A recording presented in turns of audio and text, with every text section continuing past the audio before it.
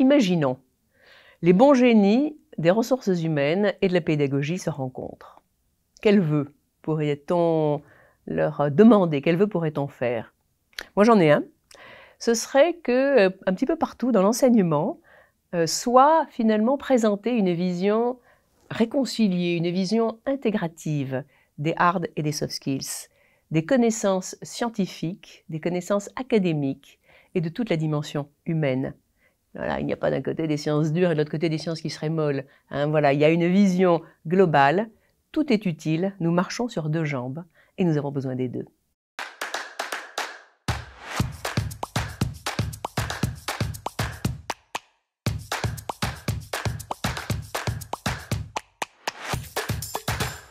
Aujourd'hui, l'information est partout. La plupart des grandes connaissances sont accessibles immédiatement, à portée de clic, sur notre ordinateur, notre téléphone portable, et éventuellement, si nous allons en bibliothèque universitaire, sur un certain nombre de bases de données numérisées. Donc, tous les articles, toutes les connaissances, dans toutes les disciplines. C'est vertigineux, et c'est assez fantastique. Est-ce que cela suffit pour autant pour apprendre? Pas forcément. Ça peut paraître un peu paradoxal, mais je vois 3 points de vigilance pour pouvoir tirer pleinement parti de ce foisonnement de connaissances. Le premier point de vigilance, c'est l'esprit critique sur les sources d'information. Internet a un effet un petit peu de mise à plat de toutes les sources, de toutes les connaissances. Et on voit sur la même page Google, finalement, un article qui peut être un article scientifique, très sérieux, révisé par les pairs, challengé dans des colloques scientifiques, et un blog, un tweet, un post d'un inconnu qui exprime une opinion qui peut ou non être fondée sur des faits. Donc cela nous incite quand même à devoir prendre du recul et s'interroger et apprendre à prioriser les sources d'information. J'y suis bien sûr sensible car je suis professeur, pédagogue, et c'est donc vraiment un élément que nous essayons de développer chez nos étudiants, cette vigilance. Qui parle pour dire quoi et que veut cette personne et en quoi les informations et les connaissances qu'elle présente ont-elles été vérifiées. Donc premier point de vigilance, qu'Internet ne simplifie pas. Donc il faut être attentif. Le deuxième point que je vois, c'est que apprendre, ça demande un temps long. Il faut lire, il faut écouter, il faut connaître, il faut ensuite digérer la connaissance, ça rentre pas comme ça immédiatement, il faut la mettre en perspective, il faut la mettre en lien avec d'autres connaissances, avec d'autres champs, il faut éventuellement l'utiliser bien sûr pour décoder le monde qui nous entoure, bref, tout ça, c'est du temps. Or, aujourd'hui, et notamment avec le monde numérique dans lequel nous vivons, tout va très vite. Tout va très très vite, de plus en plus vite, ça s'accélère. Le rythme des pensées, des sollicitations, voilà, nous sommes bombardés d'informations, de notifications, et toutes les 8 secondes, notre esprit réclame sa dose de dopamine. Or, ça n'est pas forcément compatible avec le temps long que demande l'apprentissage. Donc, deuxième point de vigilance, oui, la connaissance est disponible partout, mais à nous d'accepter de prendre le temps, de l'utiliser pour apprendre. Troisième point, qui m'interpelle aussi, c'est qu'en fait, il y a une sorte d'illusion de facilité. On croit que parce que la connaissance est justement accessible par un simple clic, elle est déjà dans notre tête. Pourquoi apprendre? À quoi ça sert finalement? Si, par une simple requête sur Google, je peux déjà avoir accès à la connaissance. Pourquoi apprendre si aujourd'hui, par une demande à ChatGPT ou bientôt à une autre intelligence artificielle, je peux avoir l'analyse et le rapport qui m'a été demandé?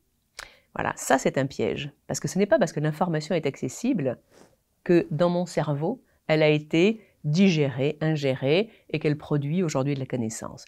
Donc je dirais ce troisième piège. Donc voilà, une connaissance très accessible d'un simple clic, mais 3 nouveaux pièges, justement, du fait de cette facilité.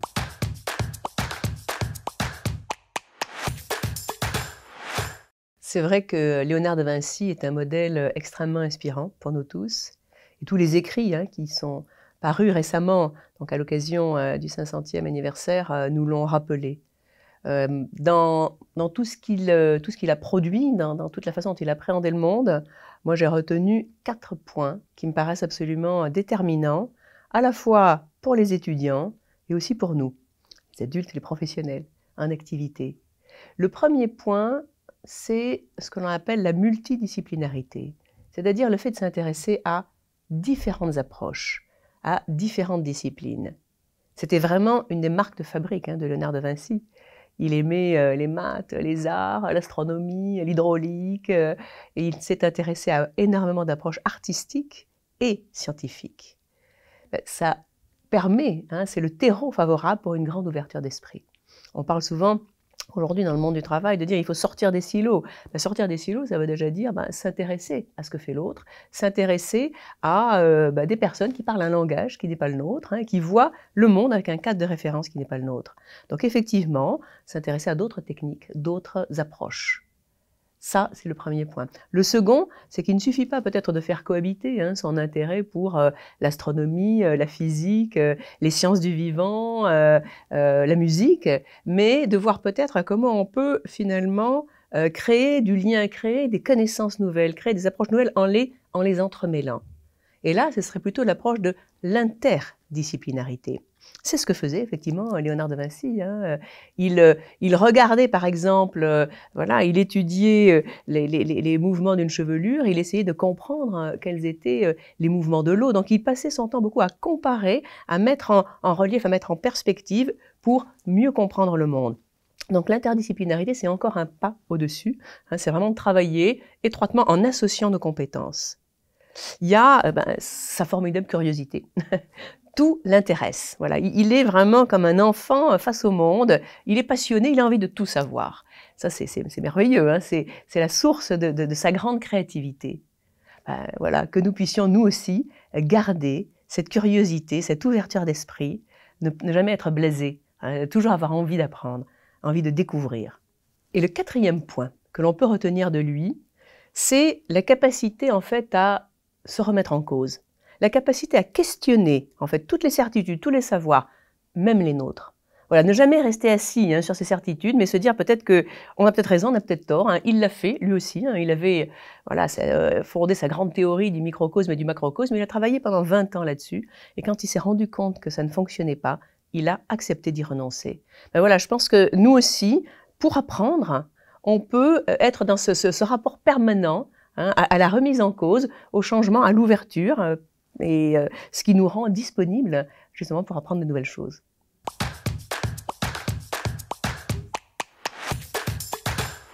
La connaissance de soi et la réflexivité sont essentielles à mes yeux dans le développement de nos soft skills. C'est vraiment quelque chose que j'observe et que je mesure, puisque voilà, à ce jour, rien qu'au pôle Léonard de Vinci, nous formons donc 9000 étudiants par an depuis plus de 7 ans, donc c'est vraiment ma pratique pédagogique quotidienne et c'est aussi une conviction très profonde. Pour développer mes soft skills, encore faut-il que je les ai conscientisés, que je les ai identifiés, que je sache effectivement quelles sont les compétences que je possède aujourd'hui et quelles sont celles que je pourrais développer demain. Voilà, donc c'est vraiment la base. La créativité, est-ce que c'est, voilà, j'ai des compétences en créativité ou est-ce que je peux apprendre des nouvelles méthodes, de nouveaux outils? Est-ce que l'assertivité, la relation à l'autre, la gestion de conflits, la capacité à coopérer de façon transversale, tout ça, ce sont des compétences que je peux développer, mais encore faut-il que je sache si je les possède ou pas, que j'ai fait un point, où j'en suis moi-même, quelles sont mes préférences comportementales, dans quel type de compétences je suis plus à l'aise que d'autres. Donc j'ai fait cette première analyse et qu'en permanence, je regarde comment je progresse, comment j'évolue dans le développement de telle ou telle compétence. Certaines nous sont plus faciles, plus immédiates, plus familières. D'autres vont nous demander un petit peu plus de travail par la formation, par la pratique, par l'expérimentation. Donc oui, la connaissance de soi, pour moi, c'est le fil rouge de l'ensemble du développement des soft skills. Et bien sûr, on y associe la réflexivité. Parce qu'en fait, ce n'est pas un processus linéaire, c'est un processus itératif. Et la réflexivité, c'est vraiment, je prends le temps, à chaque expérience que je vis, qu'elle soit individuelle ou qu'elle soit collective, une vie d'équipe par exemple, un projet d'équipe, de regarder ce qui se passe, d'essayer de comprendre qu'est-ce qui se joue, comment j'ai réagi, pourquoi, qu'est-ce qui s'est bien passé, qu'est-ce que ça m'a appris sur moi dans ce qui s'est bien passé, qu'est-ce que je peux éventuellement demain reproduire, Qu'est-ce qui en revanche s'est moins bien passé? Pourquoi? Pourquoi ça m'a été désagréable ou difficile?